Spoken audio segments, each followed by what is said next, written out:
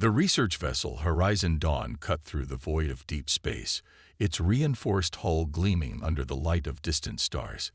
Captain Sarah Chen stood at the bridge's main viewport, her dark eyes fixed on the unusual readings flooding her holographic display.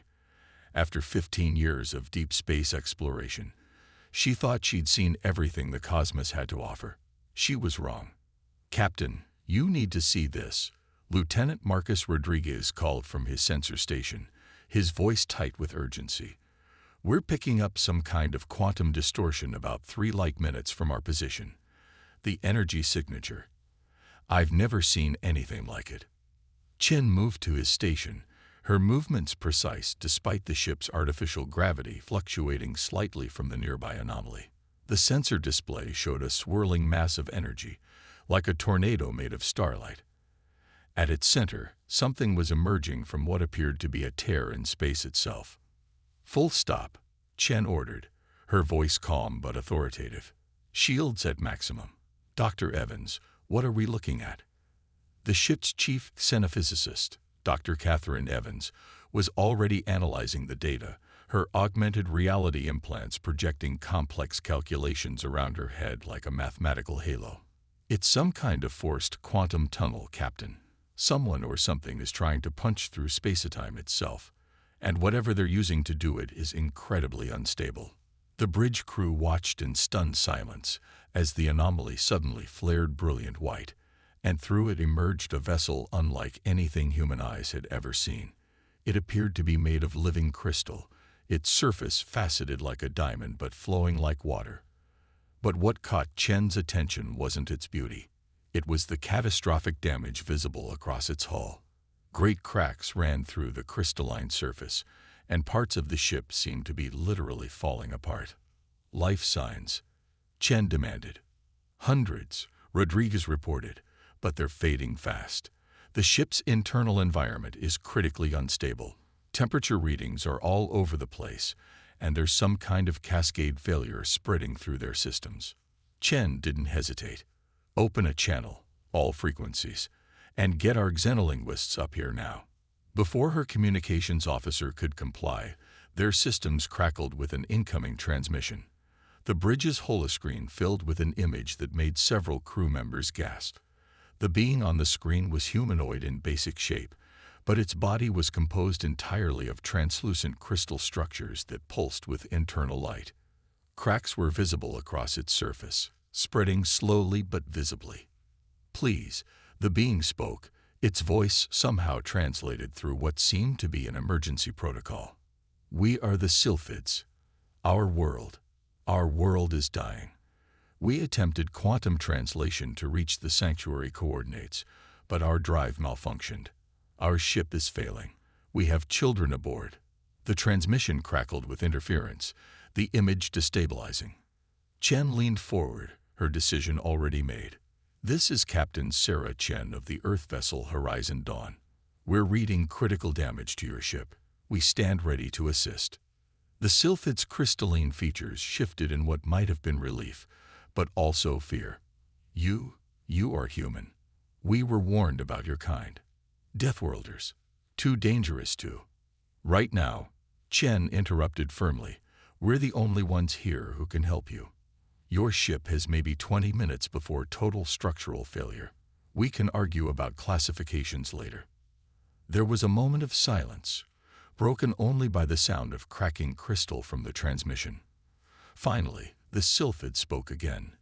"We accept your aid, Captain Chen. We have no choice. But our species, we require very specific environmental conditions. Our bodies will shatter if—" "Dr. Evans," Chen called out, already moving to action, "get me everything you can about their physiological requirements.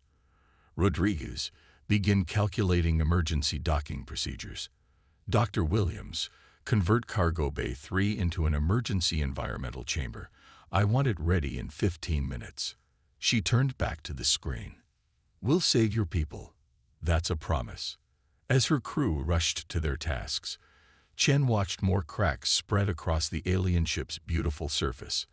The Sylphids had never encountered humans before, had been warned to fear them as dangerous Deathworlders.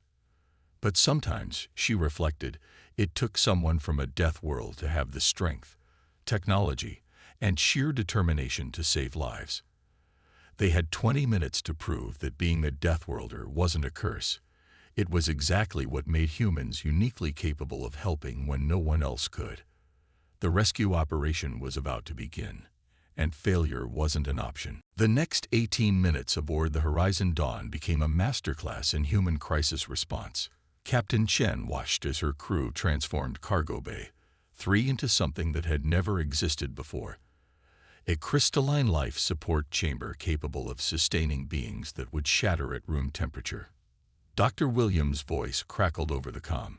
"Captain, we've rerouted power from the auxiliary fusion reactors. The environmental systems are holding at minus 140 degrees Celsius. It's not perfect, but it should keep them stable." "Should?" Rodriguez questioned from his station, his fingers dancing across the helm controls as he maneuvered the Horizon Dawn closer to the failing alien vessel. "We're working with a species we didn't know existed 20 minutes ago," Williams shot back. "I'd like to see you do better with." "Focus," Chen cut in sharply. "We've got 16 minutes before their ship breaks apart. Save the debates for later." She turned to her communications officer. "Get me Earth Command. Priority 1. The massive view screen flickered to life, revealing Admiral Victor Hayes' stern face. His eyes widened slightly at the sight of the crystalline ship visible behind Chen.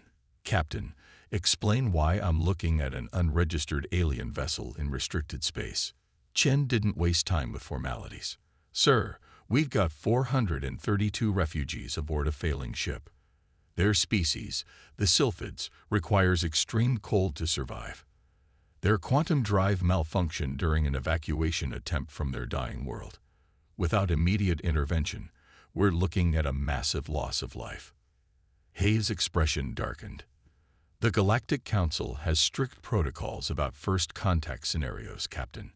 We're already on thin ice with them after the Proxima incident. If we interfere, they'll die," Chen interrupted. "All of them, including 83 children." A tense silence followed. Hayes rubbed his temples, looking every bit his 60 years. "The Council specifically classified their space as off-limits to human ships because they consider us too dangerous, too unpredictable. If we send in a rescue fleet." "Sir," Chen's voice was respectful but firm, "with all due respect, being dangerous is exactly why we can help. Our ships are the only ones in this sector built to withstand these kinds of conditions. The sylphid's environmental requirements are lethal to most spacefaring species, but to us, it's just another Tuesday in Antarctica." The ship shuddered slightly as Rodriguez carefully matched their speed with the crystal vessel. Through the viewport, more cracks were becoming visible in its magnificent hull. 14 minutes, Captain, Evans reported quietly. Hayes was silent for a long moment, his eyes fixed on something off-screen. Finally, he spoke. "The Council will view this as a violation of at least 6 different treaties. They could revoke our deep space exploration rights. Hell, they might even impose trade sanctions. And if we do nothing," Chen replied, "we prove their worst fears about us correct. That humans are so caught up in politics and protocols that we'd watch children die rather than risk diplomatic complications." Another crack appeared in the crystal ship's hull, this one larger than the others. Several crew members flinched at the sound, audible even through the vacuum of space. Hayes straightened in his chair. "You're patched through to all Earth defense commands now, Captain. Make your case." Chen didn't hesitate. "This is Captain Sarah Chen of the research vessel Horizon Dawn. I am requesting immediate deployment of the Arctic Response Fleet to these coordinates. We have over 400 crystalline beings aboard a failing ship who require extreme cold to survive. Their environmental systems are critical. Without our intervention, they have less than 13 minutes to live." She took a breath, then continued. "I know the political risks. I know the Council's stance on human intervention. But right now, we are their only hope. We can deal with the diplomats later. Right now, we have a chance to show the galaxy that being the Deathworlder doesn't make us monsters. It makes us uniquely qualified to help when no one else can." The silence that followed seemed to stretch for eternity. Then, from somewhere off-screen, a new voice spoke. "Arctic Response Fleet standing by, Captain. Coordinates received. Emergency protocols initiated." Hayes nodded once, his expression a mixture of resignation and pride. "You have your rescue fleet, Captain Chen. Try not to start an interstellar incident." The corner of his mouth twitched. "And if you do, make sure it's worth it." The screen went dark just as another alarm blared. Hull integrity on the crystal ship down to 20%. Rodriguez called out, "We're running out of time." Chen turned to her crew, her voice carrying across the bridge. "The fleet will be here in 10 minutes. Our job is to keep these people alive until then. Earth is watching. The galaxy is about to be watching. Let's show them what humanity does best." As her crew rushed to their stations, Chen looked out at the failing crystal ship. Soon, the galaxy would learn that sometimes the most dangerous species in space were exactly the ones you wanted on your side when disaster struck. The Arctic Response Fleet emerged from hyperspace like avenging angels, their massive hulls gleaming with frost even in the vacuum of space. 5 ships, each one designed to operate in conditions that would freeze most species solid. Captain Chen had seen them during training exercises, but never like this. Deploy at full emergency capacity, their massive engines glowing with barely contained power. "Fleet is in position," Rodriguez reported, his voice tight with concentration. "The glacial dawn is taking point. Their cold environment teams are ready for deployment." The flagship of the rescue fleet, nearly 3 times the size of the Horizon Dawn, moved into position above the failing crystal ship. Its specialized docking arms, designed for Arctic rescue operations on Earth, extended toward the crystalline vessel's hull. "Captain," the Sylphid leader's voice came through the comm, more strained than before. "Our structural integrity is. We're losing cohesion. The children's chamber, the temperature controls are failing." Chen's response was immediate. "Commander Frost, you copy that?" "Loud and clear, Captain Chen." The Arctic Fleet commander's voice was steady, practiced. "Initiating emergency protocols now. All ships, deploy cryo shields. Dr. Evans, I need those physiological specifications." Evans was already transmitting the data. "Sending now. They require temperatures between -130 and -150 Celsius to maintain structural integrity. Any warmer, and they'll start to crack. Any colder, and their internal processes will cease." "Narrow window," Frost commented. "Good thing we're used to those. Deploying emergency teams now." Through the viewport, Chen watched as specialized rescue pods launched from the Arctic ships.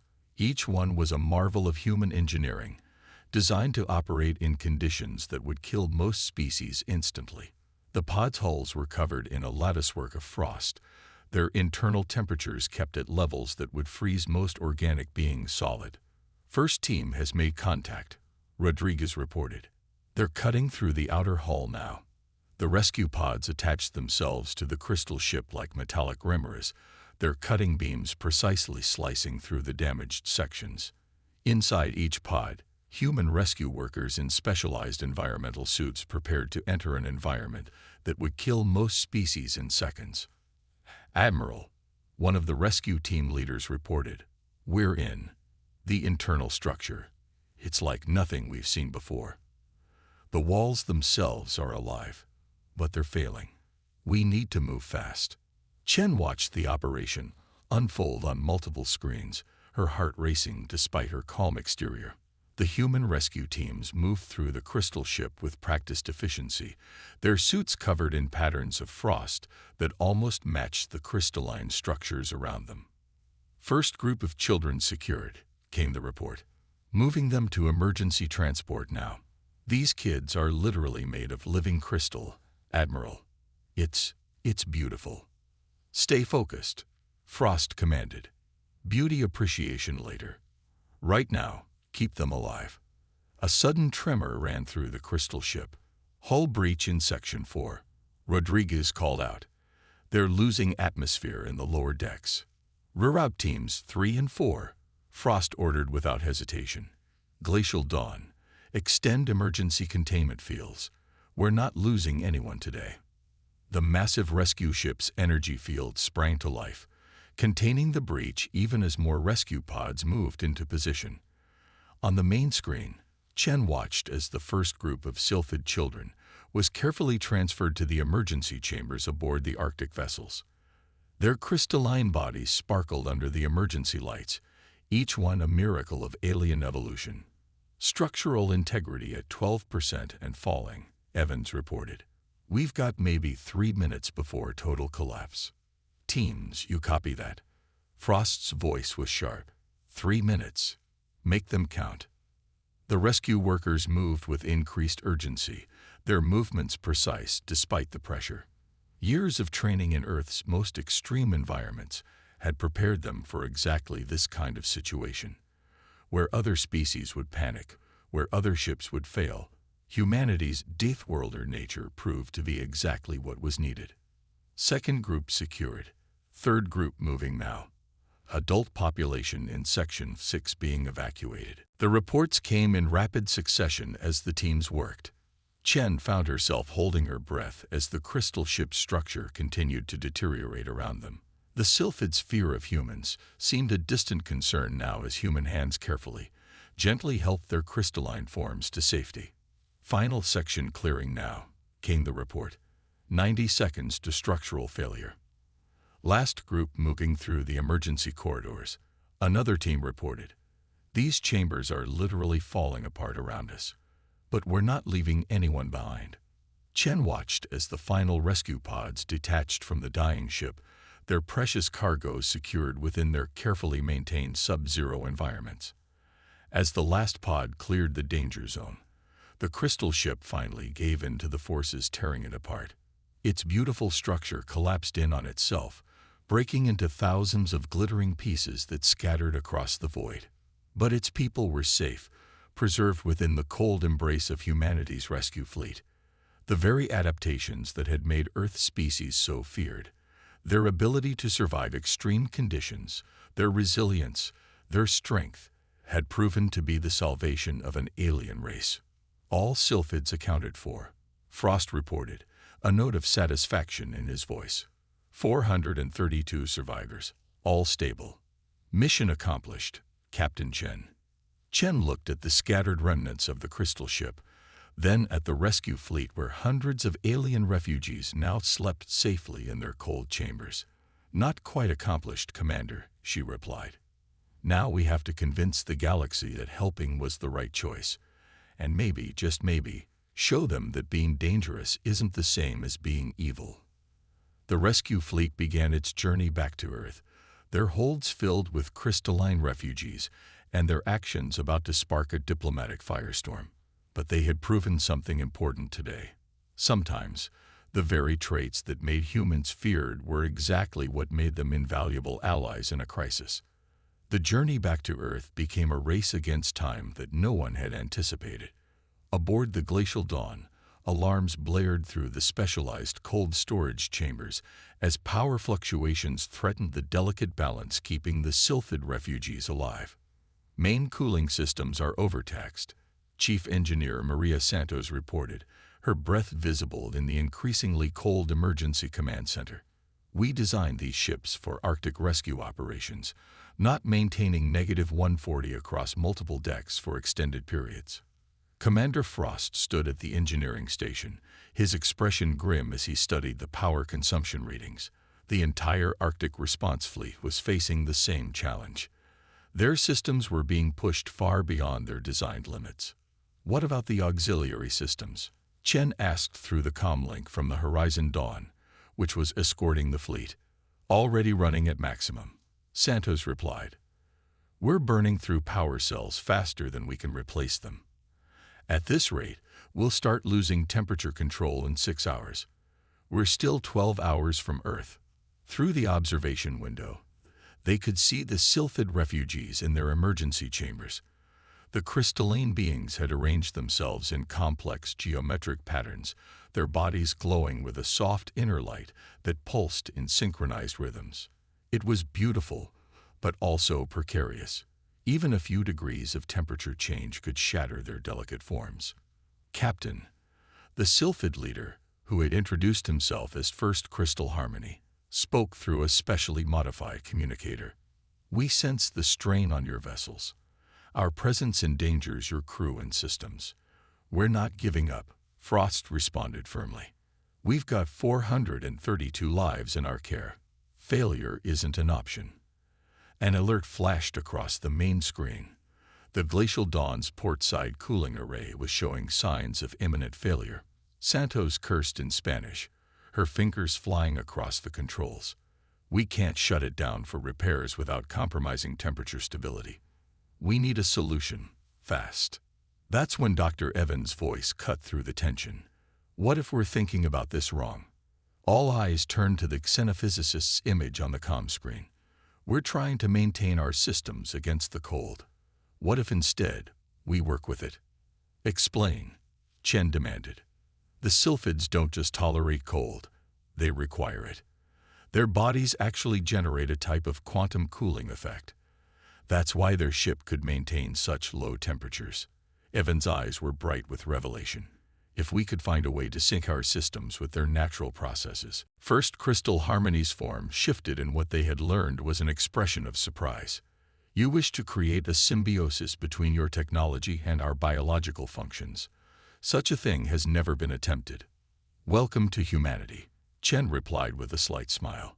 "Where impossible just means no one's tried it yet. Dr. Evans, what do you need?" The next 4 hours became a blur of desperate innovation. While Santos and her engineering teams fought to keep the cooling systems online, Evans worked with the Sylphids to understand their quantum cooling properties. Human ingenuity met alien biology in a race against time. "It's ready," Evans announced finally. "But there's a catch. For this to work, the Sylphids will need to arrange themselves in very specific patterns. They'll have to trust us completely, moving exactly when and where we tell them to. One mistake." "We understand," First Crystal Harmony interrupted. "You have already risked much to save us. We choose to trust." Their crystalline form glowed brighter. "What must we do?" The next hour was like watching a dance choreographed by physics itself. Under Evans' guidance, the Sylphids arranged themselves in complex geometric patterns throughout the ships. Their natural quantum cooling properties, when properly aligned, created a cascading effect that actually helped stabilize the fleet's struggling environmental systems. Power consumption dropping by 30%, Santos reported, wonder in her voice. 40%. 50%. Temperature stabilizing across all decks.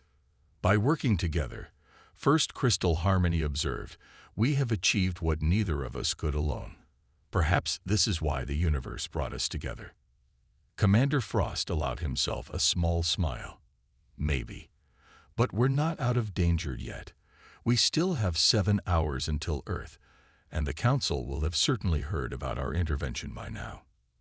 As if in response to his words, the fleet's long-range communications array lit up with priority messages. The Galactic Council was demanding explanations. Several species were calling for sanctions against Earth. Others were already positioning ships near Earth's solar system, claiming they needed to protect the Sylphid refugees.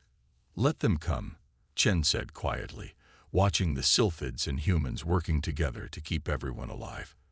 "Let them all see what happens when you judge a species by their world of origin rather than their actions."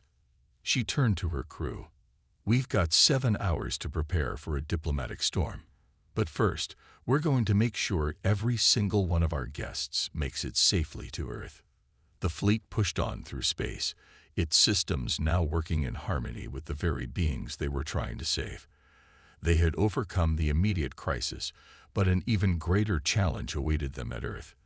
The galaxy was about to learn that underestimating humans, whether their capacity for violence or their capacity for compassion, was always a mistake. Earth's orbital space had never been so crowded, As the Arctic Response Fleet approached their home system, they found themselves surrounded by ships from a dozen different species.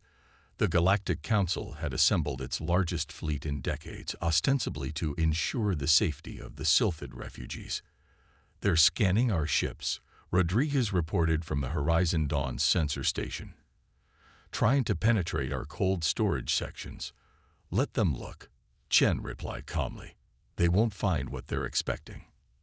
The main communications screen lit up with an incoming transmission from the Council's flagship. The being that appeared was a Meridian, their energy-based form contained within an environmental suit. High Counselor Vex's voice carried both authority and accusation. "Captain Chen, you have violated multiple treaties by interfering with a species outside human jurisdiction. Furthermore, you have detained hundreds of crystalline beings in conditions that..." Detained. The voice belonged to First Crystal Harmony, who had insisted on joining Chen on the bridge. Their crystalline forms sparkled under the lights as they moved forward. "High Counselor, we are not prisoners. We are refugees who would be dead if not for human intervention." Vex paused, clearly thrown by the Sylphid's presence on the bridge. "Your people were meant to reach the sanctuary coordinates. The Council had arrangements. The sanctuary was 3 days away at our best speed." First Crystal Harmony interrupted. "Our ship was failing within minutes. The humans did not interfere with your plans, High Counselor. They succeeded where your plans failed." Another voice joined the conversation. Admiral Hayes, speaking from Earth Command. "Perhaps instead of accusations, we should focus on the well-being of the refugees. Our facilities are prepared to house the Sylphids indefinitely, with environmental conditions perfectly matched to their needs." "Impossible," another council member scoffed. "No organic species can maintain the necessary conditions for Sylphid survival. The power requirements alone are well within our capabilities," Hayes interrupted smoothly. "Particularly now that Dr. Evans and the Sylphids have perfected their quantum cooling synchronization. In fact, we've already begun construction of a permanent settlement in Antarctica. The natural conditions there, combined with our technology and the Sylphid's own abilities, create an ideal environment." The council chamber erupted in confused discussion. Chen watched as First Crystal Harmony moved closer to the screen, their voice carrying across all channels. "You fear humans because they come from what you call a death world. You see their strength, their resilience, their ability to survive in conditions that would kill your species, and you call them dangerous. The crystalline being's form pulsed with inner light. But you fail to understand a fundamental truth. The same traits that make humans dangerous are what make them invaluable allies." The Sylphid leader's form shifted, creating a dazzling display of refracted light. "They used their knowledge of extreme environments to save us. They adapted their Arctic rescue ships to preserve our people. When their systems were failing, they worked with us to create a solution no one had ever imagined possible. They did not see us as strange aliens to be feared. They saw us as lives to be saved." Silence fell across all channels. Even the council members seemed at a loss for words. Admiral Hayes cleared his throat. "The Earth Alliance extends formal sanctuary to the Sylphid refugees," he announced. "Furthermore, we invite the Council to send observers to monitor the settlement process. Let this be an opportunity for understanding rather than conflict." High Counselor Vex was quiet for a long moment. Finally, they spoke. "The Council recognizes Earth's role in saving the Sylphid refugees. We accept your invitation to observe the settlement process." As the diplomatic details were worked out, Chen looked out at the fleet of council ships surrounding them. Already, some were breaking formation, their crews no doubt discussing what they had witnessed. The story would spread, how the dangerous Deathworlders had used their unique capabilities not for destruction, but for salvation. First Crystal Harmony approached her. "My people have a saying.